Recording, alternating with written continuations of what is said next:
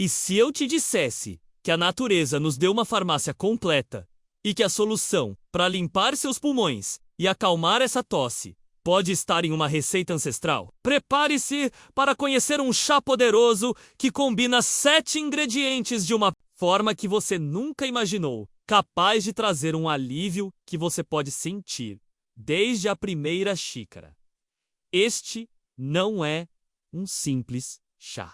É uma infusão terapêutica, onde cada ingrediente foi escolhido por suas propriedades medicinais comprovadas ao longo de gerações. Juntos, eles criam uma sinergia que atua diretamente na saúde respiratória. Em tempos antigos, esse tipo de chá já era utilizado por nossas avós e bisavós para tratar diversas doenças respiratórias e problemas relacionados à tosse e ao muco. Com o avanço da medicina moderna, muitas dessas receitas caíram no esquecimento, mas a sabedoria popular permanece. Vamos resgatar esse conhecimento e sentir seus efeitos incríveis para preparar este elixir. Você vai precisar de 7 ingredientes poderosos.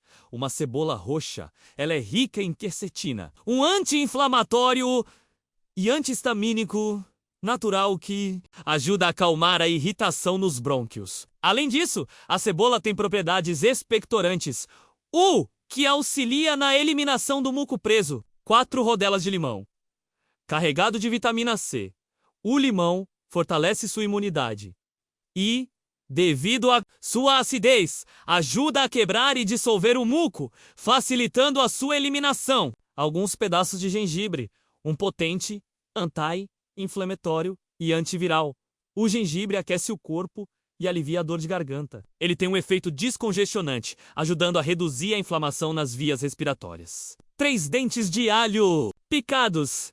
O alho é o antibiótico natural mais famoso do mundo, graças à alicina, que combate vírus e bactérias, sendo excelente para reforçar o sistema imunológico. A polpa de 2 maracujás.